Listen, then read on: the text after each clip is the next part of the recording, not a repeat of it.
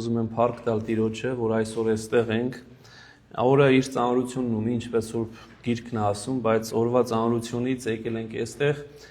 Տիրոջ խոսքը լսելու, Աստծո խոսքը լսելու, սերտելու եւ ինչ որ բան վերցրած, հարստացած գնալու մեր տները եւ փորձելու այդ մի փոքրիկ գիտելիքը վերածել կյանքի, որովհետեւ իրապես այն գիտելիքները, որ ստանում ենք, բազում են, բայց շատ քիչ է, որ կարողանում ենք դրանք կյանքի վերածել։ Իսկ Աստծո խոսքը եթե կյանքի չենք վերածում, ուրեմն կյանքը անիմաստ ենք ապրում, ուրեմն դրա համար իրապես պիտի փորձենք եւ աղոթքով եւ մեկս մյուսին օգնելով, որ այս գիտելիքներին եւ ուշադիր լինենք եւ մեկս մյուսին նաեւ օգնենք, որ կյանքի կոչենք, այսինքն գործնականում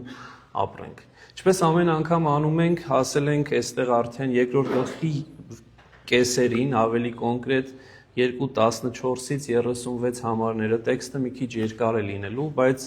բնականաբար վստահ եմ, եթե նկատեցիք, email ուղարկել էի, շատ հրաշալի է, գեղեցիկ է,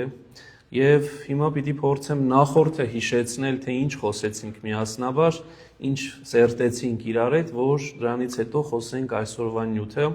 Նախորդ նյութը, որ երկրորդ գլխի սկիզբն էր, հրաշալի համար էր, վստահ եմ բոլորս հիշում ենք, հոգեգալուստն էր, մեծ օրը, հոգեգալստյան, որը ասեցինք ոչ միայն կոնկրետ այդ օրվա համար էր կարևոր, այլ բոլորիս, որովհետև եթե կհիշեք մեկ անգամ եւս հիշեցնեմ, եկեղեցու ծննդյան օրն է։ Եվ այլևս, քանի որ մենք էլ բոլորս էլ եկեղեցու անդամ ենք եւ բոլորս էլ եկեղեցու զավակն ենք, այլ խոսքով մեր մոր ծննդյան օրն էր, հոգեգալստյան օրը, որը իրապես պիտի ամեն անգամ մեծ ողջավորությամբ տոնենք։ Ընթերցեմ, որից հետո այսօրվա նյութը անցնենք։ Ուրեմն ասում է, երբ Պենտեկոստեի օրերը լռացան, բոլորը միասիրտ միատեղ էին եւ հանկարծակի երկնքից հնչեց մի ձայն, սաստիկ հողմից եկած ձայնի նման եւ լցրեց ամբողջ այն տունը, ուր նստած էին, եւ նրանց երևացին բաժանված լեզուներ, նման բոցեղեն լեզուների, որոնք եւ նստեցին նրանցից յուրաքանչյուրի վրա։ Եվ բոլորը լցվեցին Սուրբ Հոգով եւ սկսեցին խոսել ուրիշ լեզուներով, ինչպես որ Սուրբ Հոգին նրանց խոսել էր տալիս։ Եվ կային Երուսաղեմում բնակվող հրեաներ, երկյուղած մարդիկ, եկած երկնքի տակ ապրող բոլոր ազգերից, եւ երբ այս ձայնը լսվեց, բազմությունը հավաքվեց ու խռնվեց, որովհետեւ լսում էին, որ նրանք խոսում էին իրենցից յուրաքանչյուրի լեզվով։ Ամենքը հիանում էին եւ զարմանում ու միանց ասում էին, չէ՞ որ սրանք բոլորը, որ խոսում են, գալիլեացիներ են, բայց ինչպես է, որ մենք նրանց լսում ենք մեր յուրաքանչյուրի բարբառով, որ ծնված օրից խոսում ենք։ Մենք Պարթևներ, Մարեր եւ Իլամացիներ եւ նրանք, որ բնակվում են Միջագետքում, Հրեաստանում եւ Գամիրիքում, Պոնտոսում եւ Ասիայում, Փրուգիայում եւ Պամփյուլիայում, Եգիպտոսում եւ Կյուրենիայի հարևան Լիբիայի շրջաներում եւ Հռոմից եկածներ, թե հրեաներ եւ թե հրեության դարձածներ, կրետացիներ ու արաբներ, լսում ենք, որ նրանք խոսում են մեր լեզուներով Աստծո մեծագործությունների մասին։ Բոլորը զարմանում են եւ միմյանց ասում. Ինչ կարող է լինել սա։ Իսկ ուրիշներ ծաղրելով ասում էին նոր գինուց հարբած են։ Եվ այսօրվա նյութն է։ Պետրոսը 11-ի հետ վեր կենալով բարձրացրեց իր ձայնը եւ ասաց. «Ով հրեաստանցիներ եւ դուք ամենքդ, որ Երուսաղեմում եք բնակվում, այս ձեզ հայտնի թող լինի, որ իմ խոսքերին ականջ դնեք։ Սրանք հարբած չեն, ինչպես դուք եք կարծում, քանի որ դեռ առավոտյան ժամը 9 է, այլ այս այն է, որ ասվեց Հովել մարգարեի բերանով, եւ պիտի լինի սրանից հետո վերջին օրերին, ասում է Աստված, որ իմ հոգուց պիտի թափեմ ամեն մարդու վրա, եւ ձեր որդիներն ու ձեր դուստրերը պիտի մարգարեանան, ձեր երիտասարդները տեսիլներ եւ ձեր ծերերը երազներ պիտի տեսնեն։ Եվ իմ ծառաների եւ աղախինների վրա այն օրերին իմ հոգուց պիտի թափեմ, եւ նրանք պիտի մարգարեանան։ Եվ վերը երկնքում զարմանալի գործեր պիտի ցույց տամ, իսկ ներքևում երկրի վրա նշաններ՝ արյուն եւ հուր եւ ծխի մրրիկ։ Արեգակը խավար պիտի դառնա եւ լուսինը կարմիր, ինչպես արյուն, քանի դեռ չի եկել Տիրոջ մեծ ու երևելի օրը։ Եվ պիտի լինի այնպես, որ ասեն, որ ամեն ոք, որ Տիրոջ անունը կանչի, պիտի փրկվի։ Ով իսրայելացիներ, լսեցեք այս խոսքերը. Հիսուս Նազովրեցուն, այն մարդուն, որին Աստված ձեզ ներկայացրեց զորությամբ, նշաններով եւ զարմանալի գործերով, որ Աստված նրա միջոցով արեց ձեր մեջ, ինչպես դուք իսկ գիտեք այդ, Աստծու սահմանած խորհրդով եւ կանխագիտությամբ, անօրենների ձեռքը մատնելով խաչափայտի վրա գամեցիք եւ սպանեցիք նրան, բայց նրան Աստված հարություն տվեց, քանդելով մահվան կապանքները, ինչպես որ կարելի չէր, որ մահը իշխեր նրան։ Ինքը Դավիթը Հիսուսի մասին ասում է. նախապես Տիրոջը ամեն ժամ տեսնում է իմ առաջ, որովհետև նա իմ աչում է, որպեսզի չսասանվեմ։ Դրա համար իմ սիրտը ուրախ եղավ եւ իմ լեզուն ցնծաց։ Եվ իմ մարմինն էլ պիտի ապրի լույսով, որովհետև իմ կյանքի ճանապարհները քաղցրորեն լցրեցիր ինձ քո ներկայության ուրախությամբ։ Եվ եղբայրներ, պետք է վստահությամբ ասել Դավիթ նահապետի մասին, որ եւ մեռավ եւ թաղվեց եւ նրա գերեզմանը կա մեր մեջ մինչեւ այսօր։ Բայց որովհետև նա մարգարե էր եւ գիտեր, որ Աստված նրան երդվելով խոստացավ նրա որովայնի պտղից մեկին նստեցնել իր գահի վրա, ուստի կանխորոք գիտենալով խոսեց Քրիստոսի հարության մասին, թե նրա անձը գերեզմանում չթողնվեց եւ ոչ էլ նրա մարմինը ապականություն տեսավ։ Այս Հիսուսին է, որ Աստված հարություն տվեց, որին մենք ամենքս վկա ենք։ Աստծո աջ ձեռքով բարձրանալով, Սուրբ Հոգու խոստումը ընդունելով, Հորից սփռեց այս, որ դուք այժմ տեսնում եք եւ լսում։ Որովհետեւ Դավիթը, որ երկինք չէր ելել, ինքն իսկ ասում է. Տերն ասաց իմ Տիրոջը նստիր իմ աջ կողմը, մինչեւ որ քո թշնամիներին ոտքերի տակ իբրև պատվանդան դնեմ։ Արդ Իսրայելի ամբողջ տունը վստահորեն թող իմանա, որ Աստված նրան եւ Տեր եւ ոտյալ արեց այն Հիսուսին, որին դուք խաչեցիք։ Այս հրաշալի համարն է, որ միասնաբար պիտի փորձենք իրապես սերտել, մեկը մեկից գեղեցիկ ու լավ համարներ եւ եթե ուշադրություն դարձրեցիք, նախորդ Մարկոսի ավետարանում սանում որոշեցի նաեւ գործքի այս սերտողության ժամանակ էլ անել, մեկ հատ ընդհանուր նկարագիր տալ, այսինքն անգլերենով ասած overview, որից հետո արդեն մանրակրկիտ կսերտենք։ Իսկ նկարագիրը հետեւյալն է, այստեղ համարներով դրել եմ 14-ից 21-ում Պետրոսը մեջ է բերում Հովելի մարգարեությունը, որ պիտի տեսնենք։ 22-ից 24-ում Պետրոսը վկայում է Տիրոջ խաչելության եւ հարության մասին, որ միասնաբար նորից պիտի սերտենք։ 25-ից 28-ում նա մեջ է բերում Սաղմոս 15-ից Բողոքականյան 16 Քրիստոսի հարության մասին, կարևոր հատվածը, եւ 29-ից 36-ին այս Քրիստոսի մասին խոսելով վերջապես իրեն կոչում է իբրև Տեր եւ Մեսիա։ Այս 4 կարևոր մտքերն են, որոնք որ բացվելու են ու բավական մանրամասնություններ կան այստեղ, որ միասնաբար պիտի փորձենք խոսել, բայց ուզում եմ սկսել նրանից, որ Սուրբ Հոգին չէր գա եւ անմիջական շարունակությունը Պետրոս առաքյալի քարոզը չէր լինի, որովհետեւ նույն օրը կատարվեց մի քանի ժամվա ընթացքում է, որ Պետրոսը սկսում է խոսել, այսինքն այդ նույն ժամանակն է, որ մարդիկ եկան, սկսեցին ոմանք ոգևորվեցին, ոմանք էլ սկսեցին ծաղրել, եւ այս ժամանակ է, որ Պետրոսը սկսեց խոսել։ Հետաքրքիր է, որ այս հոգեգալուստը չէր լինի, եթե իրապես եկեղեցին մեկ միտք, մեկ հոգի չլիներ եւ աղոթքի ու ծոմապահության մեջ չլինեն։ Ու սա շատ կարեւոր է։ Երբեմն մեզանից յուրաքանչյուրը կոնկրետ ես հաճախ ուզում եմ հոգեգալուստ լինի, այսինքն հոգու ներկայությունը առավել զգաս քո կյանքում, բայց դրա համար նախապայմաններ են պետք եւ այստեղ գործք առաքելոցը մեզ օգնում է, որ հասկանանք, որ առանց քո կատարած ջանքերի այս դեպքում միասիրտ լինել ժողովրդի հետ, եկեղեցու անդամների հետ, աղոթել եւ ծոմ պահել չի լինելու այն, ինչ որ դու ուզում ես։ Ու դրա համար շատ հաճախ մենք ուրիշ քայլերի ենք դիմում, որպեսզի կարողանանք Աստծուց մեր խնդրած ուզել, բայց այստեղ ուրիշ բան է ասում նաեւ Աստվածաշունչ Մատյանը, որ բացի աղոթքից ունենանք նաեւ ծոմապահության, ասինքն պահքի գիտակցություն եւ ավելի կարեւոր, որ հաճախ չենք ունենում, հավաքված լինենք կամ մեկս մյուսին ունենանք իբրև եկեղեցի, որտեղ միտքը նույնն է եւ որտեղ հոգին նույնն է։ Ուշադրություն դարձրեք, որ մանավանդ հիմա, երբ որ հոգեգալստական այս ուղղությունը կա, որ առաջի դարերից կար, հետո վերացավ եւ հիմա 1901 թվականից է նորից սկսել Պենտեկոստալ այս շարժումը, որ նոր է փաստորեն 1901 թվականից միշտ առնչում են Սուրբ Հոգու շնորհը լեզվի հետ, լեզվախոսության հետ, մենք նախորդ անգամ այս մասին խոսեցինք, բայց Սուրբ Գիրքը հստակ է, որ Սուրբ Հոգու շնորհները միայն լեզվի հետ չի առնչում։ Հիմա պիտի տեսնենք, թե Սուրբ Հոգին ինչքան առավել շնորհներ է տալիս, տարբեր տեսակի շնորհներ է տալիս, ու առաջինն է, որ հետագայում Պողոս առաքյալը պիտի ասի ավելի կարևոր է, քան լեզվախոսությունը, մարգարեությունն է։ Այսինքն Աստծո պատգամը փոխանցելը, որ այս դեպքում մենք տեսնում ենք։ Եվ հետաքրքրորեն շատ կարևոր մի դեպք, որ Սուրբ Հովան Ոսկեբերանն էր ասում, եւ ինքս իմ վրա վերցրեցի, որ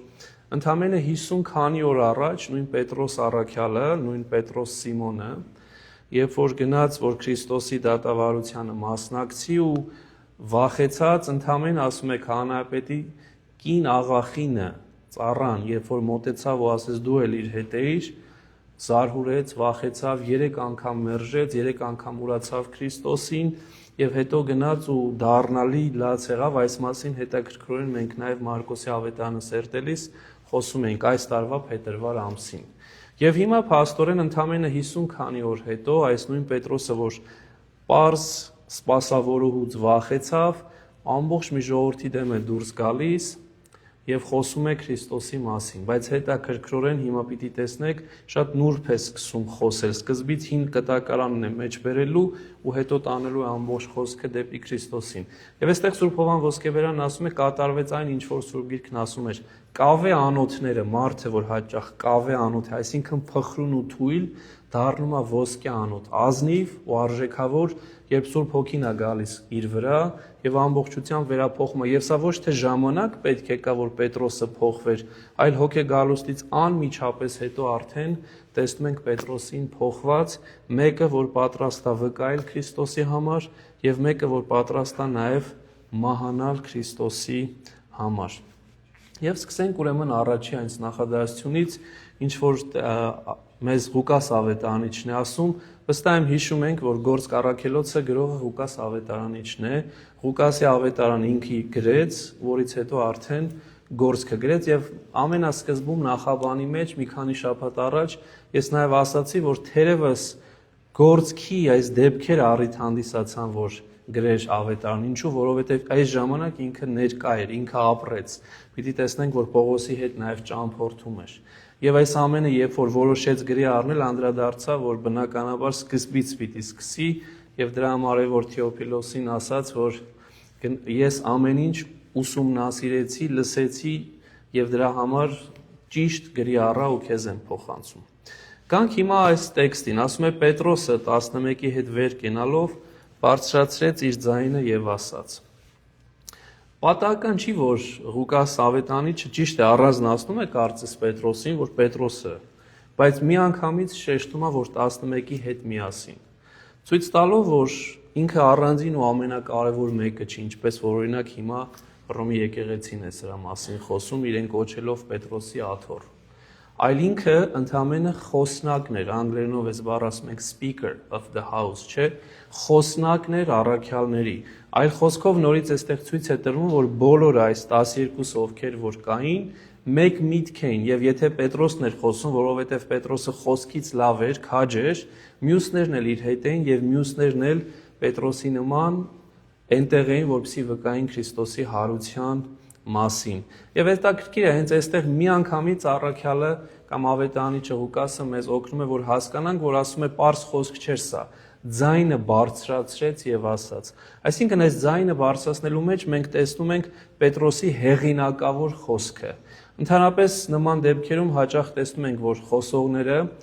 ձայնը բարձրացնում են պաթոսով, այսպես սկսում են խոսել, որպեսզի ուշադրություն գրավեն, հենց նույնը կատարվեց նաեւ Պետրոս առաքյալի դեպքում, երբ որ ինքը սկսեց ձայնը բարձրացնել եւ սկսեց խոսել հետաքրքրորեն ոչ թե այն անձանց, ովքեր որ զարմացած էին ու ասում էին մենք մանկուց այս լեզուների մեջ ենք, այս տեղերն ենք ծնվել, ինչպես են իրենք խոսում, այլ նրանց, ովքեր որ սկսեցին ծաղրել իրենց եւ ասել, որ հարբած են։ Եվ այստեղ ուզում եմ նաև շատ կարևոր մի բան անդրադառնալ, մեր վարդապետներից մեկը, որին շատ եմ ես մեջ բերում, Գևորգ Սկևրացի վարդապետ, ով իր Աստվածաշունչի այս ավետարանի կամ եւ ավետարաններ ամեկնել եւ Գործքի մեկնությունը ավարտել է 1200-ականների վերջերին, ասում է, որ երբեմն այդ ծաղրը, այդ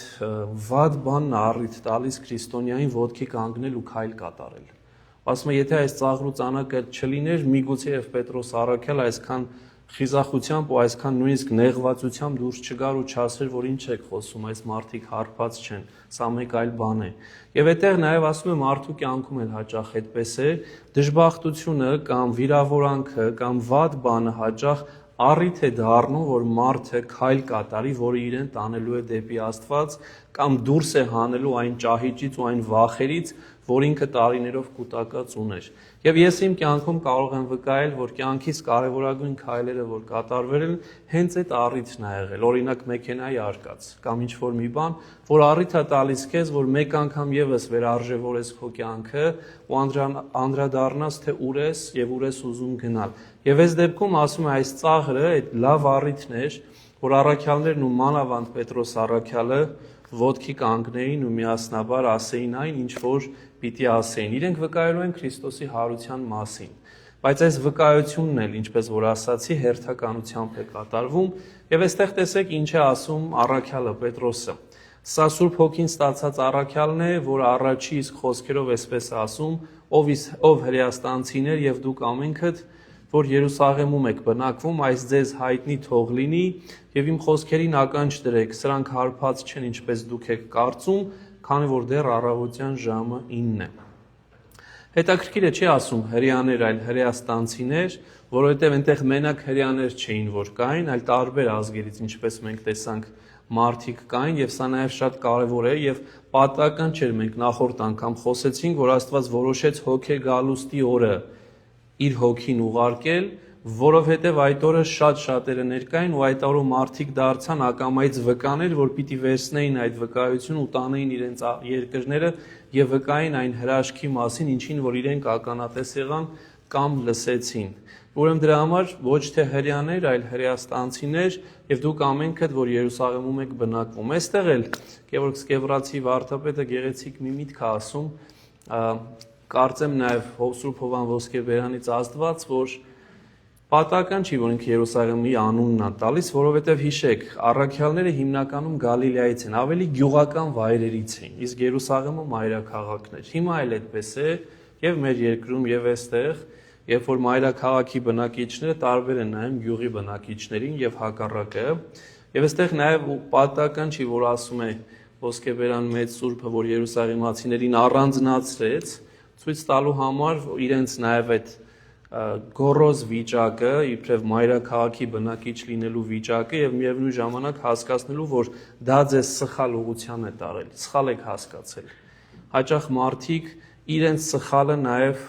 պարտադրում են ուրիշներին, բացի այն, որ իրենք սխալ էին հասկացել ու կարծում էին, որ այս մարդիկ հարբած են, նաեւ իրենք մեկը մյուսին էին դա համոզում եւ ծաղրում էին ժողովրդին, եւ Պետրոս առաքյալը կարող է շատ խիստ խոսել ու միանգամից հանդիմանել, բայց հետաքրքիր է, հայրերն ասում են, որ շատ նուրբ սկսեց խոսել աստիճանաբար իրենց մտքերը բացեց, ասելիքը ասեց, բայց շատ նուրբ։ Ժամանակին Մաշտոցին, գիտեք շատերից, Մաշտոց Շոբանյանի հետ խոսում ենք, 16 տարի իրար հետ էինք աշխատում, մի միտք ասեց, որ մնացել է մեջս, ենթադրում եմ սա ժողովրդական խոսք, ինքը մեծերից էր լսել, ասում էր քարը բամբակով նետել։ Այլ խոսքով այդ պահին ինքը չի վնասում քեզ, չի կտրում, չի ճղում, վերք չի անում, բայց իր ազդեցությունը, իր իմպակտը թողնում է։ Եվ փաստորեն այդ նույն միտքն էր ասում, այս դեպքում ինքը ընդհանրապես կյանքի մասին էր խոսում, որ հաճախ մենք պիտի փորձենք քարը բամբակով նետել, բայց այստեղ հենց նույնը անում է Պետրոս առաքյալը, որ քարը բամբակով է նետում, որ աստիճանաբար մարդուն բերի գիտակցության, հաճախ դա շատ կարևոր է, մանավանդ մեր երկրում, Հայաստանում դա չկա։ Մենք ուղիղ ու պարզ ենք, բայց դրա հետ մեկտեղ կարող է վիրավորես առանց դրա կարիքը զգալ, ուրեմն նրբանկատություն ուներ առաքյալը ու դրա համար այսպես սկսեց, ով հրեաստանցիներ եւ դուք ամենքդ, որ Երուսաղեմում եք բնակվում, այս ձեզ հայտնի թող լինի եւ իմ խոսքերին ականջ դրեք, սրանք հարբած չեն, ինչպես որ դուք եք կարծում, քանի որ դեռ առավոտյան ժամը 9 է։ Ուրեմն դուք սխալ եք այլ խոսքով, բայց չի ասում կոնկրետ, որ դուք սխալ եք, ինչպես որ դուք եք դա կարծում, եւ բացատրություն է տալիս ինչու, ասում է, քանի որ առավոտյան ժամը 9 է։ Ուշադրություն դարձրեք, ես անմիջապես ընդգծել եմ 9, որովհետև տեքստում նման բան գոյություն չունի։ Թվերը շատ կարևոր են։ Եվ այստեղ է գալիս այդ շատ կարևոր հանգամանքը, որ անդադար շեշտում են, որ Աստվածաշնչի ճիշտ թարգմանություններ են պետք, իսկ եթե ունենք մեկը, անպայման երկրորդի հետ համադրենք, որովհետև բնագիրը եւ գրաբար անշուշտ ասում են ժամը 3-ն էր։ որովհետև հնում առաջի ժամը կամ օրվա առաջի ժամը սկսում է ժամը մոտավորապես առավոտյան ժամը 6-ով։ Եվ ուրեմն 6 կամ գալիս ենք կամ 6 կամ 7, 8, 9, երրորդ ժամն է այստեղ։ Այո, 9 այսօրվա մեր հասկացածով ժամը 9-ի մասին է խոսքը, բայց խորքի մեջ ժամը 3-ն է, եւ այս 3-ը շատ կարևոր իմաստ ունի։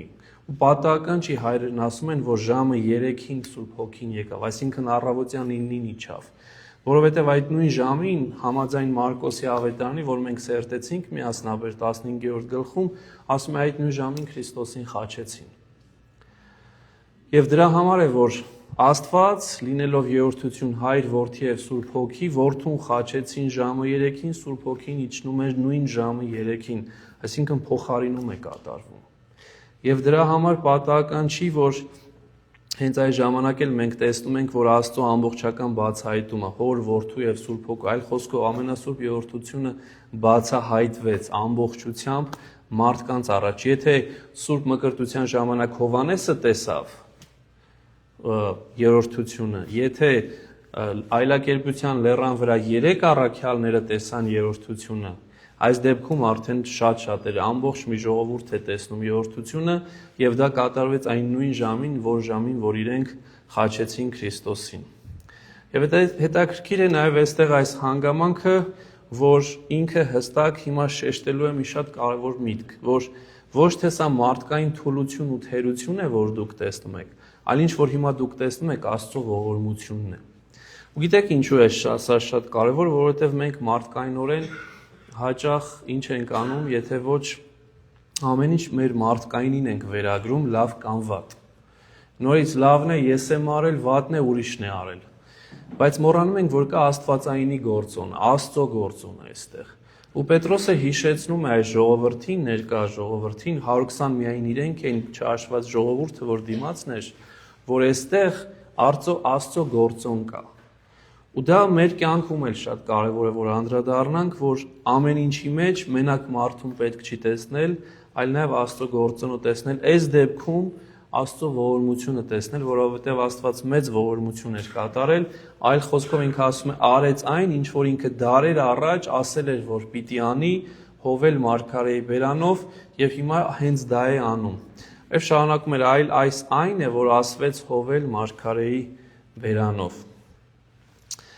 Եվ սա ուզում եմ նորից շեշտել ու կարևորել, որ ընդհանրապես եթե կհիշեք հայրերն ասում են, երբ որ Քրիստոս ինչ որ բան էր ասում, կամ նույնիսկ եթե հրաշք էր գործում, կարող էին փարիսեցիներն ու օրենսգետներն ասեին քո մեջ Բեղզեբուղ կա եւ դու Բեղզեբուղի միջոցով ես այդ հրաշքները գործում։ Այսինքն նույնիսկ այդ օգնության, օրհնության մեջ, որ Քրիստոս կատարում էր, իրենք չարն էին ուզում տեսնել։ Բայց երբեք ավետարանում չես տեսնի, երբ որ Քրիստոս մեջբերում էր կատարում հին ուխտից կամ Աստծո խոսքից ընդդիմանային հրյաները։ Այլ խոսքով Աստծո խոսքը, հին ուխտի խոսքը, հին կտակարանյան խոսքը իրենց համար գերագույն հեղինակություն էր։ Եվ հենց այս գերագույն հեղինակությունն է, որ օգտագործում է Սուրբ Պետրոս առաքյալը, ոչ թե իրենից է սկսում անմիջապես խոսել, այլ մեջբերումով է սկսում խոսել։ Այսինքն հեղինակությանը Աստծո խոսքին է դիմում, հիշեցնում է թե ինչ էր եւ որոնք իրենք ծանոթ էին, գիտեին ինչի մասին էր խոսքը, հետո նոր բերելու է արդեն իր խոսքը։ Ու սա շատ կարեւոր է։ Ընդհանրապես շատություն դարձեք եւ լավ առումով եւ վատ առումով սա օգտագործվում է։ Լավ առումով, երբ որ մարդկանց ուզում ես մի բան ասել, եթե բարեպաշտ անձը, երբ որ Աստծո խոսքն ես մեջբերում, 1, 2, 3 սկսում է համոզվել։ Բայց սրա մեջ նաեւ վտանգ կա, որովհետեւ հաճախ նույն այս բանը աղանդն է օգտագործում, երբ որ մարդկանց գրավում է նորից ինչով Աստծո խոսքով ու առաջի բանը, որ իրենք անում են, ինչ է, Սուրբ Գիրքը բացում են ու ասում են, գիտեք, որ Աստվածաշունչում այսպես է գրված կամ այնպես է գրված։ Ուրեմն Աստծո խոսքը ինքը ազդու դեղ է, զենք է, բայց ճիշտ տեղը պիտի օգտագործենք եւ մեր համար մեր անձնական գործիքը չպիտի դարձնենք, այլ խորքի մեջ Աստծո խոսքը այս դեպքում Պետրոս առաքյալը հիշեց, որպեսզի դրանով հոգիները փրկեր, որպեսզի դրանով տաներ դեպի ճիշտ ճանապարհ, այլ խոսքով դեպի մեր Տերն ու Փրկիչը Հիսուս Քրիստոս։ Եվ հիմա մեջ է վերում այն, ինչ որ Հովել մարգարեի մոտ ասված էր, ասում է, եւ պիտի լինի սրանից հետո վերջին օրերին ասում է Աստված, որ իմ հոգուց պիտի թափեմ ամեն մարդու վրա։ Մեջբերումը Հովել 2:27-31-ից է։ հետաքրքիր է, որ այստեղ այս վերջին օրեր գաղափարը, որ մենք տեսնում ենք, առաքյալ իրենից է մեջ բերում, որովհետև Մարգարեի մոտ, եթե նայեք բացեք Հովել 2-ը, 27-րդ համարից, կտեսնեք, որ չի ասում վերջին օրեր, այլ ասում է այն օրեր, բայց առաքյալ լինելով արդեն Սուրբ Հոգուց ներշնչված, ինչպես որ Մարգարեն էր Սուրբ Հոգուց ներշնչված, արդեն ասում է, որ այդ օրերը խորքի մեջ վերջին օրերն են, եւ սա շատ կարեւոր է, որտեղ այսօր ամենաշատը դրա մասին ենք խոսում, վերջին օրերն են, բայց արի ու տես, որ արդեն իսկ եկեղեցու հիմնադրման օրը հոգե գալուստի օրը, արդեն իսկ առաքյալն ասում է, որ սա վերջի օրերն են։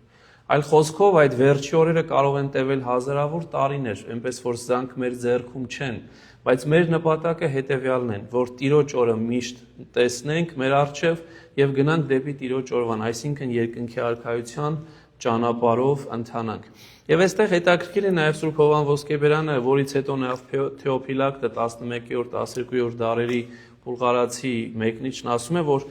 պատահական չի, որ Մարգարեի բերանով Աստված ասեց իմ հոգուց պիտի թափեմ, ոչ թե իմ հոգին պիտի տամ, որովհետև հոգին ինքնին Աստված է, իսկ հոգու մի մաս, այլ խոսքով հոգու շնորհներն է, որ պիտի թափեմ ամեն մարդու վրա։ Եվ այս հիմնական բանալի բառը այստեղ ամեն մարդու վրա է։ Մենք այսօր այդ խնդիրը չունենք, բայց մի եթե 2000 տարի հետ գնանք ու դրանից հետ առաջ էլ 2000 տարի գնանք, կտեսնենք, որ Աստված հին ուխտում մարդ արարածի հետ ընդհանրապես Ադամից սկսած մի քանի ընտրյալ մարդկանց միջոցով էր խոսում եւ իրենց էր հոգին տալիս։ Այս դեպքում նահապետները հոգին ունեին, մարգարեները հոգին ունեին, բայց բոլորը չունեին, առանձնանում էին։ Եվ սա էր, որ Աստված խոստացել էր, որ նոր օրերում, վերջին օրերում այլ խոսքով, բոլորին եմ հեղելու։ Ու այլևս չեն լինելու ընտրյալներ, չեն լինելու միայն այս մարգարեն կամ այսինչ նահապետը, Դավիթը կամ Աբրահամը կամ Եսային, այլ բոլորին եմ հեղելու իմ Սուրբ Հոգին։ Եվ հեղել բառը ինքնին, նորից հայերենում էլ էս միտքը կա, ոչ թե փոքրիկ կաթիլ եմ լցնում, այլ առատորեն եմ տալիս, այլ խոսքով Սուրբ Հոգին այնքան առատ է գալիս, որ բոլորին ոչ թե քիչ է հասնելու, այլ առատորեն հասնելու է բոլորին։ Եվ փաստորեն այս ամեն մարդը ամենակարևոր բաժինն է, որ նոր ուխտի եւ հին ուխտի տարբերությունը ինչ էր, որ հին ուխտը ընտրյալների համար էր, նոր ուխտը բոլորի համար է։ Ճանապարհը դուռը բացվեց բոլորին։ Վարագույրը երբ որ պատռվեց բոլորին, խաչելության օրը բոլորին բացվեց դեպի սրբություն սրբոց տանող դուռը։ Եվ այս ամեն մարդու գաղափարը այս ավելի խորքային են տեսնում հայրեր, որտեղ ասում է, տեսեք, ընդամենը 120 հոգի ստացան Սուրբ Հոգին, որոնք ներկա էին Վերնատանը։ Արդյոք այս բոլոր այս 120-ն են ընդամենը ամեն մարդ։ Եվ բնականաբար մենք բոլորս հասկանում ենք, որ այդ 120 հոգին չեն։ Ուրեմն ինչի մասին էր խոսքը։ Խոսքը նրա մասին էր, որ այդ Սուրբ Հոգուց 2026 թվականին այս պահին մեկը, որ մկրտվեց, իր վրա ստացավ այդ նույն Սուրբ Հոգին։ Եվ դրա համար է, որ ամեն մարդ, ով ցանկանում է Սուրբ Հոգին ստանալ, մկրտվում է Սուրբ Հոգով եկեղեցու մեջ։ Եվ սա էր, որ 120 հոգին սկիզբն էր ընդամենը, եւ միլիարդավոր մարդիկ այսօր էլ 2000 տարի առաջ էլ մկրտվելով Սուրբ Հոգին են ստանում ու դառնում են, ինչպես որ Սուրբ Պողոս առաքյալը պիտի ասեր, Սուրբ Հոգու տաճար։ Եվ շարունակում է մեջբերել Մարգարեի խոսքերը, ասելով եւ ձեր որդիներն ու ձեր դուստրերը պիտի մարգարեանան, ձեր երիտասարդները տեսիներ եւ ձեր ծերերը երազներ պիտի տեսնեն, եւ իմ ծառաների եւ իմ աղախինների վրա այն օրերին իմ հոգուց պիտի թափեմ եւ նրանք պիտի մարգարեանան։ Այստեղ հունարենով մի կարևոր միտք ուզեցի շեշտել, որ երեց բառը, պրեսբիտերոս բառը թարգմանված է իբրև ծեր, բայց խորքի մեջ երեց բառն է, ավակ բառն է եւ այստեղից պրեսբիտերոս քահանա է նաեւ նշանակում, գիտենք, այստեղ կա Presbyterian Church, չէ, երիցական եկեղեցի, հունարեն բառն է, որ նշանակում է ավակ, երեց։ Եվ սրա իմաստը ինչ էր, որ հնում փաստորեն քահանաները երեց էին, այսինքն մեծահասակներն էին ձեռնադրվում, հոգևորական քահանա, որոնք արդեն կյանքի որոշակի փորձ ունեին եւ արդեն իրենց էին կոչում երեց, որ եւ տարիքի առումով եւ իմաստության առումով եւ անշուշտ նաեւ այս դեպքում եթե քրիստոնյա էր օծումի առումով դարել էին երեց ու սրա մասին, այսինքն ծեր երևի ավելի ճիշտ կլիներ թարգմանվել մեծերը, երեցները։ Բայց ինչ էր այս ամբողջ տեքստը ասում, որ փաստորեն այս մարդիկ եւ ձեր որդիները եւ ձեր դուստրերը եւ երիտասարդներ եւ մեծահասակներ եւ ծառաներ եւ աղախիններ, ծառա այստեղ նաեւ ստրուկ իմաստով է կոչվում, բոլորը ստանալու են այդ հոգին։ Ուրեմն այլևս չկա որևէ ժողովրդական այս բառը կա սահմանափակում կամ ինչ որ չափով նաեւ երբ որ ասում ենք մեկը մյուսին կարևոր եւ երկրորդական համարելու գաղափար։ Սեռական խտրականություն չկա, տարիքի խտրականություն չկա, հասարակական հարուստի աղքատի խտրականություն չկա։ Աստծո աչքերում մարդու հոգին է։ Եվ դրա համար միշտ սա եղել է քրիստոնեության ամենակարևոր կորիզը, որ չկա սեռերի խտրականություն, որ հաստատ որևէ մեկը չի կարող ասել, որ եթե մեկը օծված ու մկրտված է կին թե տղամարդ, մեկին ավելի շատ գնաց, մեկին ավելի քիչ, կայական չի տարիքը, որովհետև կյանքի վերջի օրն էլ կարող ես Տիրոջն ընդունել ու փրկվել, եւ էական չի հարուստ ես թե աղքատ, տեր ես թե ծառա, որովհետև բոլորը Աստծո աչքին հավասար են։ Այլ խոսքով, այն հավասարություն, ինչ որ Աստված ստեղծել էր, Սուրբ Հոգու գալուստով կոնկրետ իրականություն դարձավ։ Եվ սա էր, որ մարգարեի շուրթերով ասվեց եւ իրականացավ մեզ մոտ։ Եվ ասում է, եւ վերը երկնքում զարմանալի գործեր պիտի ցույց տամ, իսկ ներքևում երկրի վրա նշաններ արյուն եւ հուր եւ ծխի մրիկ, արեգակը խավար պիտի դառնա եւ լուսինը կարմիր, ինչպես արյուն, քանի որ դեռ չի եկել Տիրոջ մեծ ու երևելի օրը։ Ընդհանրապես երկու տիպի հրաշքներ կային, եւ Քրիստոս այդ երկու տիպի հրաշքները արեց։ Առաջինը մարդկանց հետ առնչված հրաշքներն էին, ինչպես օրինակ հիվանդին բժշկելը, անգամ մահացածին բժշկելը, կամ անդամալույց։ Տեսանք, բազում անգամ Հիսուս այդ հրաշքներն էր գործում, բուժում էր, բժշկում էր, հարություն էր տալիս, բայց սա մարդկանց հետ էր։ Ու կար ավելի մեծ հրաշք, որ շատերի կարծիքով, երբ որ երկնքի կամ երկրի կամ աշխարհային տարերքների հետ էր գործը, ու դրա համար էր, երբ որ հրեաները մոտեցան Քրիստոսին ու ասեցին, մեզ ինչ նշան ցույց կտաս, ուզում են երկնային նշան տեսնել, եւ Քրիստոս իրենց ասեց, ձեզ ոչ մի նշան չի ցույց տրվի, բացի նրանից, Հովել մարգարեից, որ կետի մեջ, Հովնան մարգարեից, որ կետի մեջ 3 օր մնաց։ Բայց Քրիստոս նաեւ տարերքային հրաշք էլ գործեց, ու ամենատարածվածը ծովի խաղաղեցումն էր, փոթորիկի խաղաղեցումն էր։ Մի բան, որ արդեն մարդկային այսօրվա հասկացած ձևերով, հիպնոսով կամ կախարդությամբ չես կարող անել, որովհետև պիտի ունենաս աստվածային հեղինակություն, որ փոթորիկը խաղաղեցնես կամ ծովը հանդարտեցնես։ Եվ փաստորեն սա էր ասում մարգարեն, որ բացի մարդկանց այդ հարաբերության, այդ հրաշքներից կա նաև տարերային, ու այդ տարերայինի մեջ մտնում էին հենց սա, որ արեգակը պիտի խավարի, լուսինը կարմիր պիտի դառնա, եւ սա խորքի մեջ եղավ ու լինելու է։ Եղավ մանավանդ խաչելության օրը, որովհետև գիտենք, թե ինչպես արեգակը խավարեց, բայց օրինակ լուսինը կարմիր դառնալու այս գաղափարը մենք չենք տեսնում, դրա համար հայրերն ասում են, այս մարգարեության մի մասը եղավ Քրիստոսի խաչելության այս ընթացքում, մի մասը վերջի մասն է լինելու երկրորդ դատաստանի ժամանակ։ Ու այստեղ որոշեցի մի հետաքրքիր խաչելության մանրանկար, որ շատ են ձեր ուշադրության բերեմ, եթե նայեք Քրիստոսի խաչի ձեռքերի երկու վերևը, երկու կլոր բան կա, մեկը արեգակն է, մեկը լուսինը, որոնք նաև նկարված են հրեշտակների տեսքով, եթե ուշադրություն դարձնեք, եւ ինչ են անում իրենք, երեսները փակել են։ Այլ խոսքով, հենց այս սա էր, որ իրենց արարիչին, մանրանկարիչը այսպես էր պատկերել, որ իրենց արարիչին, ճշմարիտ Աստծուն, մարդացած Աստծուն հիմա խաչում էին, եւ անգամ արեգակն ու լուսինը սրան ականատես լինելով ամաչում էին, զարհուրում էին եւ իրենց երեսն էին փակել։ Ուրեմն այո, հենց սա նաեւ Քրիստոսի խաչելության ժամանակ եղավ եւ ոչ միայն սա, այլ գիտենք, որ նաեւ երկրաշարժ եղավ, ինչպես որ ավետարանիչներն են ասում, այսինքն բազում դեպքեր կատարվեցին։ Դրանից բացի այս տարերային խնդիրները նաեւ մենք տեսանք մոտ 70 թվականին, երբ որ Երուսաղեմի ավերումը կատարվեց, Հովսեփիոս անունով հրյա պատմիչը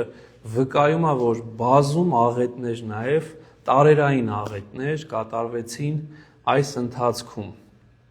Եվ ինչն էր նաև այստեղ, ինչու էր այս մարդկանց սա շատ կարևոր, քան այսօր մեզ 2000 տարի առաջ, որտեղ ընդամենը 52 օր առաջ,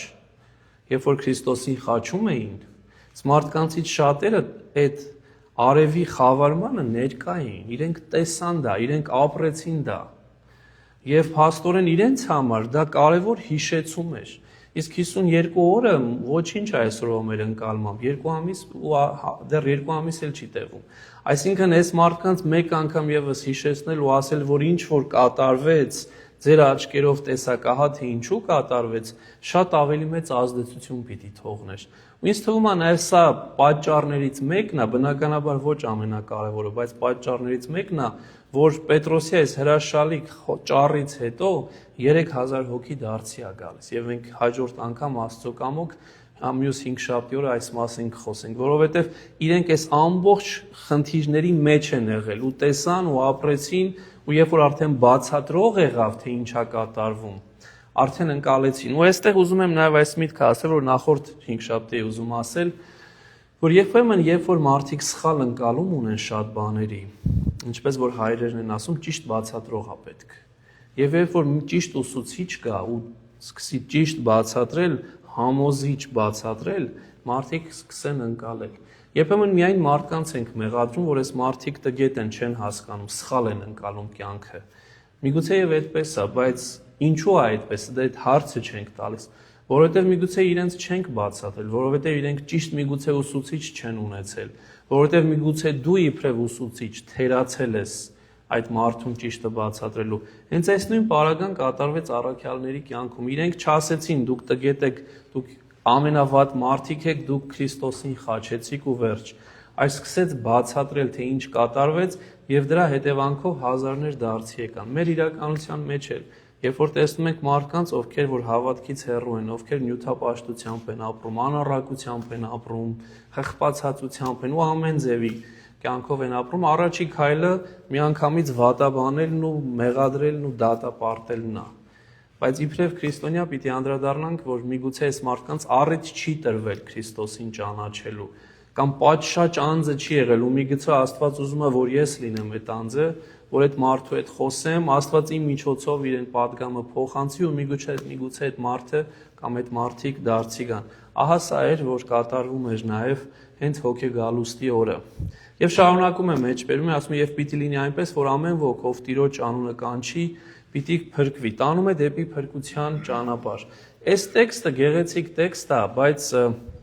վտանգավոր է այն առումով, որ հաճախ աղանդները կարող են վերցնել ու ասեն, տեսեք, ընդամենը Տիրոջ անունը պիտի կանչես ու կփրկվես։ Ու հաճախ մենք սա տեսում ենք էլ։ Խորքի մեջ իրականում մեր Տերն ու Փրկիչը Հիսուս Քրիստոս Հովելի այս միտքը լրացրեց, որովհետև Հովելը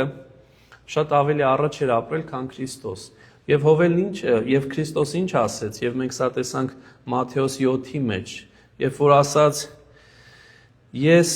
ամեն մարդ, ով ինձ Տեր, Տեր է կանչում, չպիտի փրկվի, այլ նա, ով կատարում է կամքի իմ Հոր, որ երկնքում է։ Ուրեմն միայն կանչելով չի, միայն ձայն տալով չի, այլ նախ եւ առաջ ապրելով է դա։ Ու դրա համար հենց լեռան քարոզի մեջ այս խոսքերը կար. այո, պիտի կանչենք, բայց այդ կանչ իր հետ նաև աշխատանք պիտի տարվի։ Այսինքն երբեմն մարդիկ իրոք մեզանից շատերը ուխտ են կանում։ Ես պատրաստ եմ Տեր աղոթքիս մեջ միգուցե ասեմ, այս ինչ բան անելու, եթե դու ինձ այս հնարավորությունը տաս, բայց միայն խոսելով չի, այլ գործելով է։ Ու այս դեպքում այս կոնտեքստի մեջ պիտի հասկանանք, որ ամեն մարդ չէ, որ կանչում է Տիրոջը փրկում, այլ նա, ով կատարում է կամքը Հոր, որ երկնքում է։ Սա էր, որ մեր Տերն ու Փրկիչը ասեց։ Եվ հետաքրքիր է, որ այստեղ նաև այս միտքը ինքը Թեոփիլակն էր ասում, որ ուշադրություն դարձեք, կապենք Քրիստոսի բառերի հետ, որ հանկարծ սխալ չընկալենք, եւ գնում էր առաջ։ Եվ այստեղ է, որ հիմա պիտի տեսնենք, որ երրորդությունը կա, ամբողջ այս տեքստի մեջ մի քանի տեղ երրորդություն կա, եւ այս երրորդությունը շատ կարեւոր է, որտեղ ամբողջ գործառաքելոցի մեջ երրորդությունը արկա ու ներկա է։ Եվ հիմա երբ որ մեջբերումը ավարտեց, Պետրոսը սկսում է ինքը խոսել։ Եվ արդեն կարծես թե առաջի քայլը դնելուց հետո հիմա երկրորդ քայլն է դնում, որ ավելի կարևոր քայլ է։ Եվ այսպես ասում, ընդհանրապես մենք թարգմանել ենք ով իսրայելացիներ, բայց ինքը տեքստը այրեր եղբայրները հաճախ կամ այրեր իսրայելացիները ասում, ավելի մտերմիկ ձևով է Պետրոսը խոսում իրենց հետ։ Լսեցեք այս խոսքերը. Հիսուս Նազովրեցուն, այն մարդուն, որին Աստված ձեզ ներկայացրեց զորությամբ, նշաններով եւ զարմանալի գործերով, որ Աստված նրա միջոցով արեց ձեր մեջ, ինչպես դուք իսկ գիտեք այդ։ Այս բառն է ասում։ Նախ հիշեցնում է, որ այս ամեն ինչ որ կատարվեց, կապված է Հիսուսի հետ։ Եվ Հիսուսի միջոցով էր Աստված այս ամեն անում։ Շադրություն չդարսեք, չի ասում, որ Հիսուսն էր անում իբրև Աստված։ Ինչու՞։ Որտեվ իրենք դեռ պատրաստ չեն դա լսելու։ Իրենց աստիճանաբար բարձրացնելու այն մակարդակին, հիմա այս տեքստի վերջում դա պիտի տեսնենք, որ Հիսուս Տերն է։ Բայց սկզբից դա չի ասում, որովհետև եթե սկզբից միանգամից կտրուկ ասես դա, ամեն ինչ կփչացնես։ Պողոս առաքյալ ավելի հետաքրքիր է ասում։ Ասում զգուշ եղի, որովհետև եթե կաթի փոխարեն հաստ ուտելիք տաս, կոկորտին կմնա եւ չի կուտա, այսինքն կվնասես, նույնիսկ կարող է սպանես մարդուն, հոգևոր առումով։ Իմ կյանքում բազում անգամներ ես դրան ականատես եմ եղել, մանավանդ երբ որ ավելի երիտասարդ եմ, այս վկայությունները միշտ տալիս եմ, հուսալով, որ մեր երիտասարդները, որոնց մեջ շատերի մեջ ես նույն կրակն եմ տեսնում, իրենցից ավելի հին մարդկանց, մի սերունդ առաջվա մարդկանց փորձառությունը հաշվի առնեն։ Երբ որ շատ մեջդ կրակ կա, երբ որ իրապես ուզում ես Տիրոջը վկայես, որը 20 տարի առաջ վստահեցնում եմ ձեր մեջ շատ ավելի տարբեր էր ինձ մոտ, հաճախ այնքան ես տալիս, որ մարդկանց ես վատացնում եի, ոչ թե օգնում։ Այսինքն այդ մարդը խրճում էր, զգում էի, որ շատ եղավ, արդեն too much եղավ, անգլերենով ասած, չափից ավել տվեցի, բայց փորձ չունեի։ Հետո իմ փորձի վրա սկսեցի հասկանալ, որ ամեն մարդու հետ տարբեր պիտի խոսես։ Ամեն մարդուն չես կարող միանգամից ցույց տալ քո գիտելիքները, ու ինչ որ չափով դա նաև հպարտության ու գոռոզության նշան է, այլ խոնարհաբար մոտեցիր, քչով բավարարվիր, հասկացի թե ինչ ասում Պողոս առաքյալը, երբ որ ասում է կաթ եմ ձեզ տալիս հիմա, որտեվ դուք պատրաստ չեք ավելի հաստ կերակուրի։ Այս դրա հետ հիման վրա սկսում է սովորել ու հենց այս իրականությունը անում է ոչ թե Պողոս այս դեպքում, այլ Պետրոս առաքյալը։ Եվ բառը ինքնին, որ օգտագործում է, նազովրեցի բառն է։ Ընդհանրապես այս բառերի երկու տարբերություն կա ու բանավեճ կա, թե նազարեցին ու նազովրեցին նույնն է, թե չէ։ Որպես կանոն, ոմանք ասում են այո, ոմանք էլ ասում են ոչ, ես երկուսն էլ ձեզ ներկայացնեմ, ձեռագրերի հետ է կապված, լեզվական, եբրայական լեզվական խնդիրների հետ է կապված, բայց նազովրեցի բառի հիմքում նաև ընկած է օծյալ բառը, օծված բառը։ Եվ դրա համար որոշ հայրեր այս միտքն են տալիս, որ պատահական չի, որ ասում են Հիսուսին նազովրեցի նաև, երբեմն նազարեցի ցույց տալով, թե որտեղից եկավ, նազարեթից եկավ, բայց մյուս տեղում էլ նաև նազովրեցի են կոչում, որը ոչ թե Նազարեթի հետ է առնչված, այլ Հիսուսի օծյալ լինելու հետ է առնչված, ու այստեղ է, որ Պետրոս առաքյալն ասում է Հիսուս Նազովրեցուն, այն մարդուն, որին Աստված ձեզ ներկայացրեց զորությամբ, նշաններով եւ զարմանալի գործերով, որ Աստված նրա միջոցով արեց ձեր մեջ, ինչպես դուք իսկ գիտեք այդ, եւ հետո պիտի ասի, որ դուք իրեն մատնեցիք ու խաչը հանեցիք։ Բայց հիմա կընտրոնանում է մի բանի վրա, այն ինչ որ Աստված Հիսուսի միջոցով արեց, դուք տեսաք։ Դուք ականատես եք, դուք վկաներ եք դրան։ Եվ այդքանով հանդերձ արի ու տես, թե դուք ինչ արեցիք։ Եվ դրա համար այստեղ ուզում եմ 3 կետ, իրականում 4 կետ առանձնացնել, որ ինչ էր ասում այս ճառով Պետրոսը։ Նախ, որ ժամանակները լռացան։ Եվ Սուրբ Հոգու գալուստով ժամանակները լռացան։ Ու սա շատ կարևոր է, որտեղ հաճախ Քրիստոս ասում էր դեռ ժամանակը չի։ Դեռ ժամանակը չի, դեռ ժամանակը չի։ Սուրբ Հոգու գալուստով արդեն ժամանակն է։ Էլ չկա նման բան, որ ասենք դեռ ժամանակը չի։ Հետաքրքիր է, որ նաև պիտի այս կոնտեքստի մեջ տեսնենք, որ Հիսուսին, որ հրեաները խաչեցին, Հիսուս հարություն առավ։ Ես սրա մասին ավելի երկար եմ խոսելու։ Եվ Սուրբ Հոգու գալուստով սկիզբ է տրվում բոլոր մարդկանց, ովքեր կընդունեն Հիսուսին։ Եթե ընդունում ես Հիսուսին, կապ չունի ով ես, ինչ ազգից, ինչ տարիքի, ինչ սեռի, դու կարող ես Աստծուն որդեգիր դառնալ։ Բայց սրա համար, հետո վերջում տեքստը պիտի տեսնենք, պետք է միայն մի բան ապաշխարել, եւ որից հետո մկրտվում ես։ Եվ փաստորեն այստեղ ինքը նաև հատուկ շեշտում էր, որ նորից ուզում եմ նախորդ սլայդի միտքը շարունակել, ոչ թե Հիսուս պարզ հրաշքներ էր գործում, այլ Հիսուս գործում էր տեքստը նայեք, հզոր գործեր, զարմանալի գործեր, զորության նշաններ։ Եվ սա մի բան էր, որ որևէ մեկը չէր արել եւ դուք ինքներդ դրան իսկ ականատես եկաք։ Եվ Աստծո ասում է սահմանած խորհրդով եւ կանխագիտությամբ անօրենների ձեռքը մատնելով խաչապայտի վրա գամեցիք եւ սպանեցիք։ Տրամաբանորեն, եթե մեր մեջ լիներ մեկը, որ նման անձ է, հրաշքներ է գործում, բարեգործություն անում, մարդկանց է բժշկում, հարություն է տալիս, այդ մարդուն պիտի ձեռքերի վրա ժողովրդական ասած պահենք։ Բայց դրա հակառակը եղավ, դուք այս մարդուն, որ Աստված ձեր աչքի դեմը հրաշքներ գործեց իր միջոցով, ասում է անօրենների ձեռքը մատնելով խաչապայտի վրա գամեցիք եւ սպանեցիք։ Ինչու անտրամաբանական է սա։ Գիտեք ինչու, որովհետեւ նախանձ կա։ Եվ Սուրբ Հովհան Ոսկեբերանը ասում է նախանձը անտրամաբանական է իր բնույթով, որովհետեւ իրապես ուրախանում ես ուրիշի դժբախտությամբ եւ տխրում ես ուրիշի հաջողությամբ։ Ինքնին նախանձը անտրամաբանական է, բայց ինչ էլ որ կատարվեց, առաքյալն ասում Աստծո սահմանած խորհրդով եւ կանխագիտությամբ էր, այսինքն Աստված դա գիտեր։ Եվ Աստված իմանալով հանդերձ էր գնում դրան, որպեսզի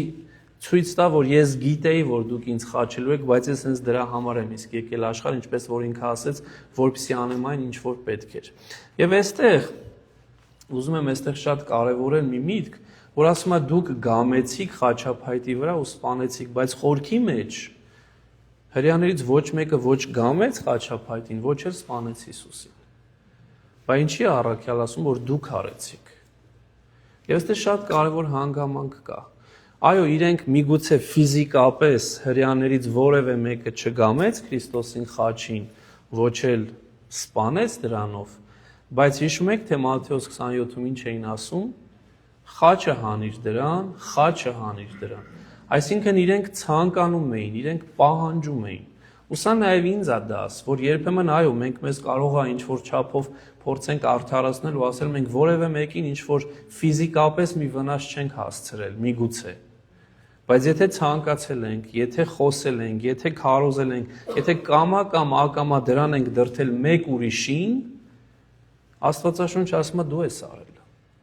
Տարբերություն չկա։ Եվ դրա համար այստեղ արդեն սկսում է աստիճանաբար իրենց իրականությունը բերել ու ինչ որ չափով այս հարվածները տալ, թույլ, բայց հարվածներ, եւ այստեղ ես ասում եմ 3 կարևոր կետ անձնացրեց Պետրոսը։ Նախ առաջինը, որ ասես դուք դավաճանեցիք Հիսուսին, որովհետեւ Հիսուս ձեր ազգից էր, հրեա էր։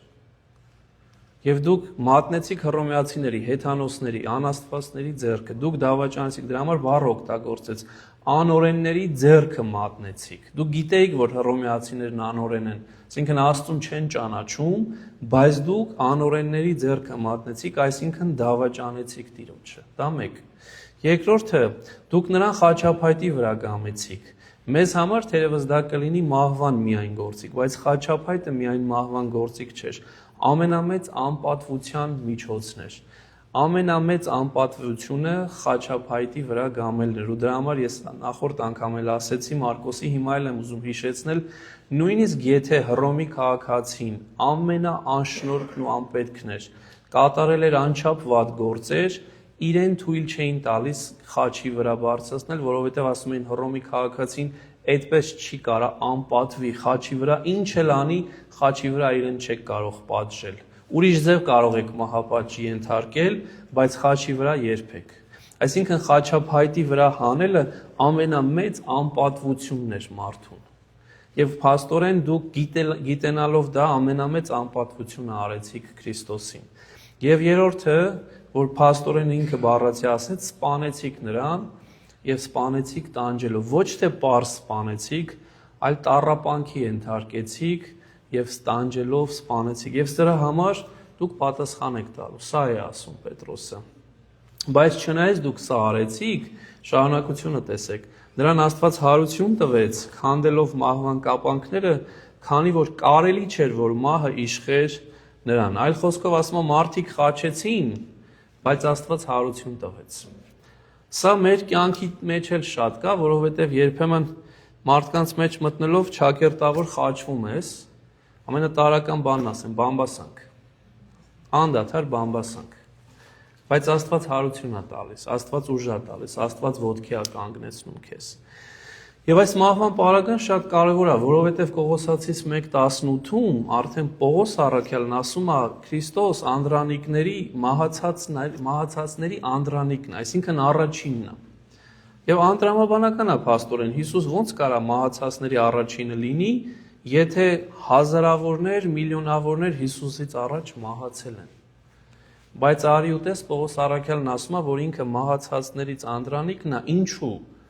որովհետև ինքը մահվանը առաջինն է, որ հաղթում է, եւ այդ մահվանը ոչնչացնողն է։ Եվ դրա համար էր ասում, որ այս կապանքները չէր կարող որ մնար Քրիստոսի վրա ու մահը նրան չէր կարող իշխել։ Եվ իրականում ինչ է կատարվում, որ Քրիստոս այդ կապանքները խզեց մահանալով մեր համար, որովհետև մահը իրեն չէր կարող պահել, բայց կապանքները խզեց մեր համար եւ հետաքրքրորեն հայրերը այնքան գեղեցիկ միտք են ասում։ Չէ՞ որ Քրիստոս ինքնին նշանակում է օծյալ։ Ասում է այն քրիստոնյաները, ովքեր օծվել են Սուրբ Հոգով, այսինքն յուղով օծվել են, այդ մյուրոնով օծվել են, իրենք ասում են նման են այն ըմբիշների, wrestler-ների, որոնց որ ասում է, երբ որ ուզում է դիմացինը հակառակորդը բռնի, որպիսի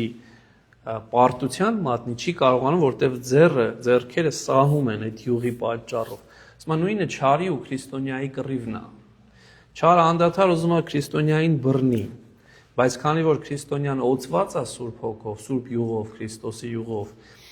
ինքը չի կարողանում ասում է բռնի, ինչքան էլ ուզում է բռնի, չի կարողանում, ու դրա համար այն իրենք շատ կարևորում, որ պարտադիր էր մկրտությունը ու անշուշտ նաև դրա հետ մեկտեղ դրոշմը, եւ դրա համար է որ մեր վրա այդ յուղը, այդ Սուրբ յուղն է քսվում, իբրև խորհրդանիշը նրա, որ մենք արդեն օծյալ ենք եւ իբրև նրան, որ արդեն չարը մեր վրա այդ իշխանությունը այլևս չունի։ Եվ դրա համար էր, որ ի վերջո ինչ էր ասում առաքյալը առաջի Կորինթացիս 15-ում, որ խորքի մեջ հարության ամենակարևոր դրվագներից մեկն Աստվածաշունչ մատյանում հիշեցնում էր բոլորին, ասում էր մահը կուր գնաց հաղթությանը, ուր է մահ քո հաղթությունը, ուր է գերեզման քո խայթոցը։ Մենք այսօր էլ վերջում կհիշեցնենք, որ անց կորցրեցինք, բայց ամեն անգամ բոլորս ենք կորցրում հարազատներ, բայց այս կորցնել բառը ես միշտ չեմ սիրում, որովհետև դա ժամանակավոր բաժանում է խորքի մեջ, միայն ժամանակավոր բաժանում, եւ Պողոս առաքյալը բոլորիս հիշեցնում էր այս միտքը, որ քաջալերական միտքը Աստվածաշունչ մատյանի, որ մահը կուր գնաց հաղթության, ուր է մահ քո հաղթությունը, ուր է գերեզման քո խայթոցը, Քրիստոսի հարությամբ այդ ամբողջը վերացել է։ Եվ այն ինչ որ կա միայն ժամանակավոր է, իսկ հավիտենականը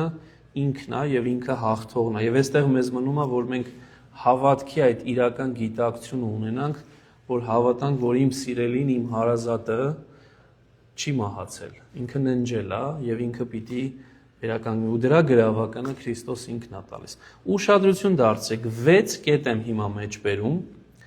որտեղ Գործք 2-րդ գլուխ, 3-րդ գլուխ, 4-րդ գլուխ, 5-րդ գլուխ, իրար հետևից ամեն մի գլուխ, հետո 10 ու 13 ինչա ասվում։ Երկրորդը հենց սա էր, ինչ որ մեջ բերեցի։ Անօրենների ձեռքը մատնելով խաչափայտի վրա գամեցիք եւ սպանեցիք։ Նրան Աստված հարություն տվեց։ Սա նոր այսօրվա տեքստն է։ Դուք խաչափայտի վրա սպանեցիք, Աստված հարություն տվեց։ Հաջորդ գլխում Գործք 3-ում Պետրոս առաքյալը ասելու է. «Եվ դուք սրբին ու արդարին ուրացաք ու խնդրեցիք, որ մի մարդասպան շնորհվի ձեզ, եւ սպանեցիք կյանքի առաջնորդին, որին Աստված մեռելներից հարություն տվեց»։ Նորից մահ եւ հարություն։ Հիմա մյուսը 4-րդ գլխի մեջ ասում է. «Թող հայտնի լինի ձեզ բոլորիդ եւ Իսրայելի ամբողջ ժողովրդին, որ Նազովրեցի Հիսուս Քրիստոսի անունով, որին դուք խաչեցիք եւ որին Աստված մեռելներից հարություն տվեց»։ 5-րդ գլխի մեջ մեր հայրերի Աստվածը հարություն տվեց Հիսուսին, որին դուք սպանեցիք խաչափայտից կախելով։ Աստված նրան բարձրացրեց իր աջ ձեռքով որպես առաջնորդ ու փրկիչ։ Մյուս գլուխը 10-ի մեջ է, եւ մենք վկայում ենք այն բոլորը, որ Հրեաստանում եւ Երուսաղեմում արեց նա, եւ որին սպանեցին խաչափայտից կախելով, երրորդ օր Աստված նրան հարություն տվեց։ Եթե ուշադրություն դարձրեցիք, ես այս բոլոր համարները պատահական չի, որ կարդացի, որտեվ սա իրականում Պետրոս Առաքյալի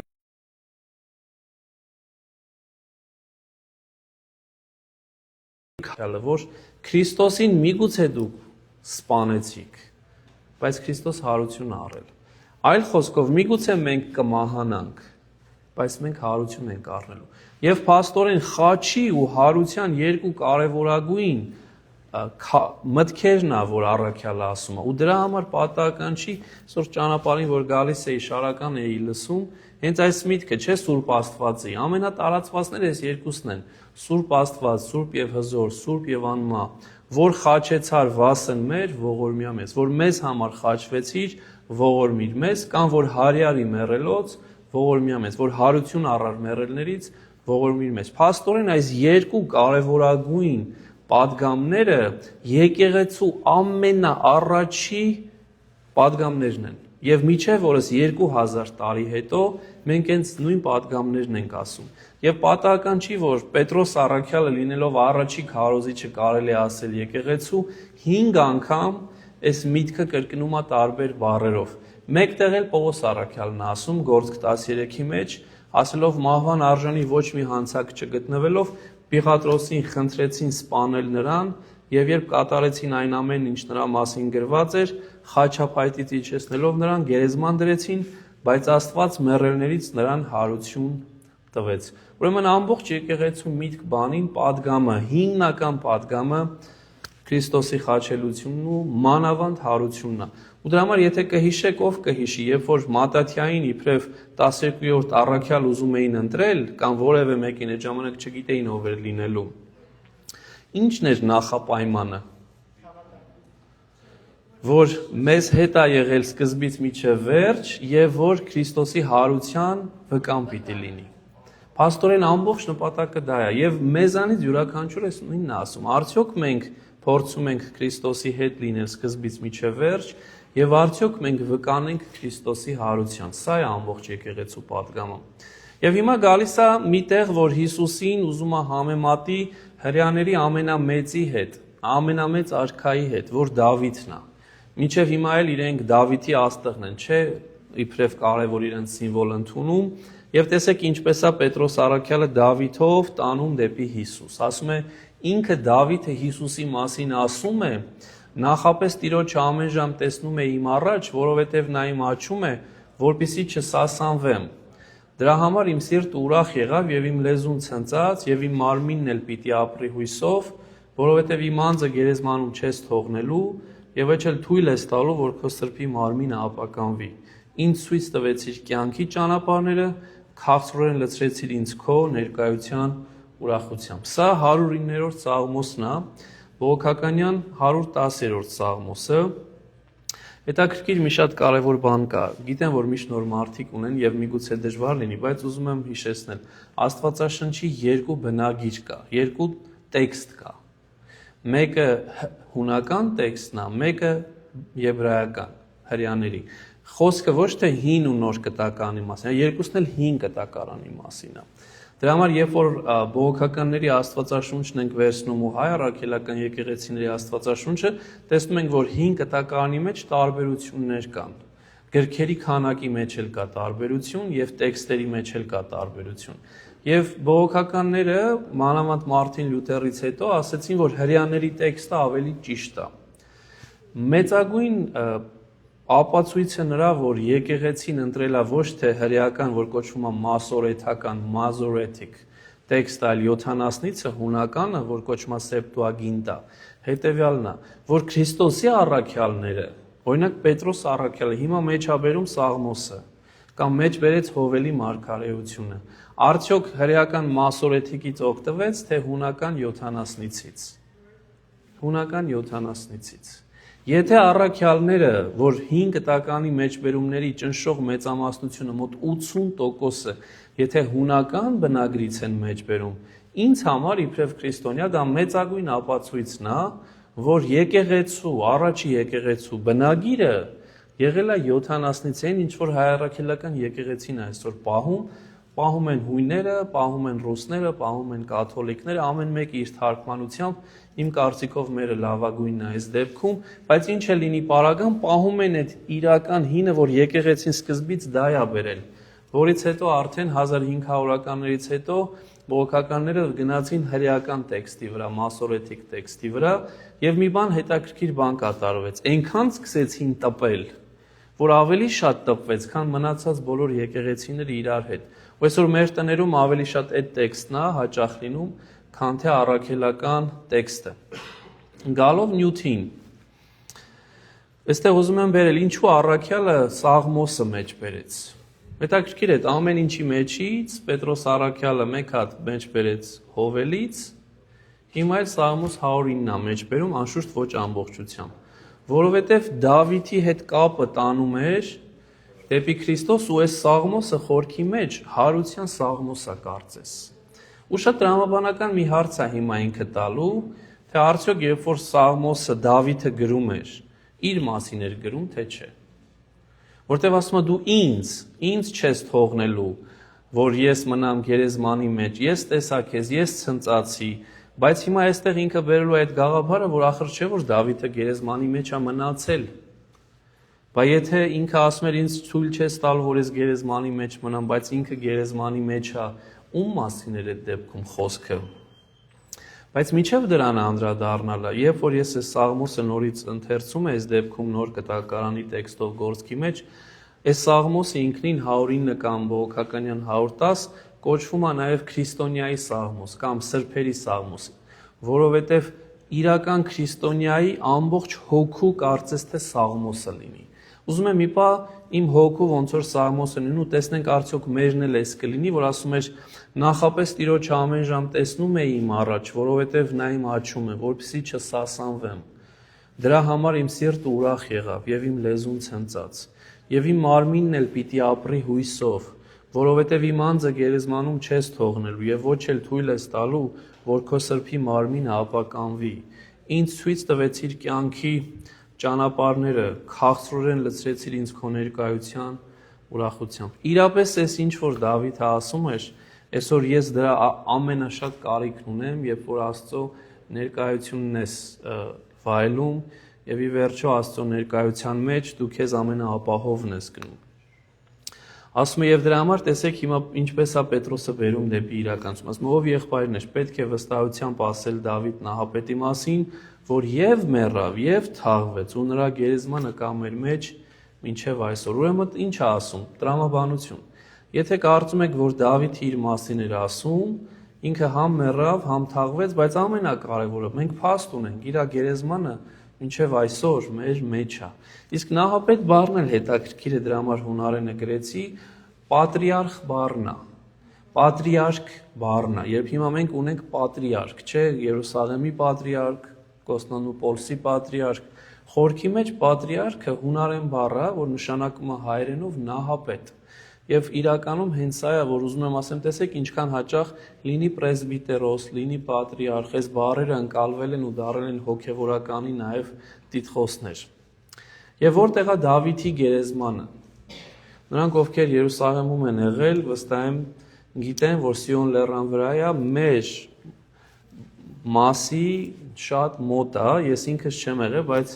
ընթերցեցի, որ այդպես է, եւ ոմանք թերևս կասկածում են, որ սա Դավիթի գերեզմանն է, բայց ամենայն դեպս ավանդաբար գոնե 2000 տարի հետո, Քրիստոսից 2000 տարի հետո մենք այս գերեզմանի տեղն ունենք իբրև Դավիթի գերեզման, բայց հնարավոր է, որ Դավիթը իր մասին չխոսեր, այլ խոսեր մեկ ուրիշի, այո։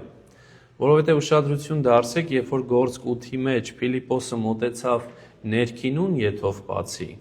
ու հարցրեց հետևյալ ասում է, հարցրեց Փիլիպոսին, խնդրում եմ քեզ, մարգարեն ում մասին է ասում, իր մասին թե մեկ ուրիշի, Փիլիպոսը պատասխանեց, որ մեկ ուրիշի, Եսային խոսում էր Հիսուսի մասին։ Ուրեմն այստեղ իրապես Քրիստոսի այդ հստակ պատգամն է գալիս, որ լինի Եսային, լինի Դավիթը, լինի մյուսները, բոլորը խորքի մեջ կարծես թե իրենց մասին են խոսում, բայց իրականում Հիսուս Քրիստոսի մասին են խոսում։ Մի բան, որ այսօրվա հրեան չի ընկալում, բայց քրիստոնյան պիտի ընկալի։ Կարծես թե իրենք իրենց մասին են խոսում, Դավիթը կարծես թե ինքն իր մասին է խոսում, բայց խորքի մեջ ինքը խոսում է Հիսուս Քրիստոսի մասին։ Ու սա է շատ կավ, այսինքն այլաբանություն, խորքային ընկալում կա Աստվածաշունչ մատյանի, որովհետև եթե ուղիղ նայես, Դավիթը ինքն իր համար ասում, բայց խորքի մեջ նոր կտակարանը Պետրոսը օգնում է, որ մենք հասկանանք, որ ինքը Հիսուսի մասին էր ասում, իր մասին չէր ասում։ Եվ շարունակում է ասում, բայց որովհետև նա մարգար է եւ գիտեր, որ Աստված նրան երդվելով խոստացավ նրա որովայնի պտղից մեկին նստեցնել իր գահի վրա, ուստի կանխորոք գիտենալով խոսեց Քրիստոսի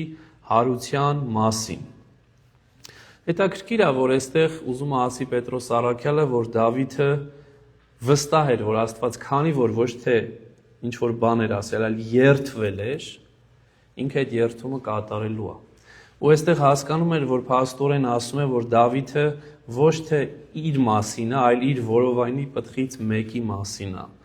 Իսկ Դավիթի որովայնի պտղից, այսինքն Դավիթի սերունդից կա մեկը, որ մահացավ ու հետո գերեզմանի մեջ չմնաց, այսինքն հարություն առավ։ Ընդամենը մի հոգի կա, եւ դա մեր Տերն ու Փրկիչն է, Հիսուս Քրիստոս։ Եվ դրա համար է, որ ինքը մեջ է բերում այստեղ Քրիստոսին։ Եթե ուշադրություն դարձրեցիք, ես այստեղ Քրիստոս բառն եմ նշել, անունը, իսկ դրանից առաջ Հիսուս բառն էի նշել։ Ինչու եմ սա արել, որովհետև հաճախ այստեղ է Հիսուսն է գալի։ Հիմա գալու եմ նրան, որ առաքյալի համար եւ Հիսուս եւ Քրիստոս անունները նույն մարդու մասին են խոսում։ Եվ դրա մասին պիտի խոսեմ, բայց այստեղ գալիս է մի ուրիշ շատ կարևոր կետի, որ Ամերիկայում է, չգիտեմ, եթե դուք եք ուշադրություն դարձել թե չէ, մեկ էլ երբեմն sense breaking news ա լինում, որ գտնվել է Հիսուսի ընտանեկան գերեզմանը։ Բոլոր բաները այնտեղ են, ոսկորները Հիսուսի գերեզմանն էլ այնտեղ եւ Հիսուսը այնտեղ է։ Գերեզմանը այնտեղ է, ոսկորները այնտեղ են։ Եվ նման ասենք նկարներ են ցույց տալիս։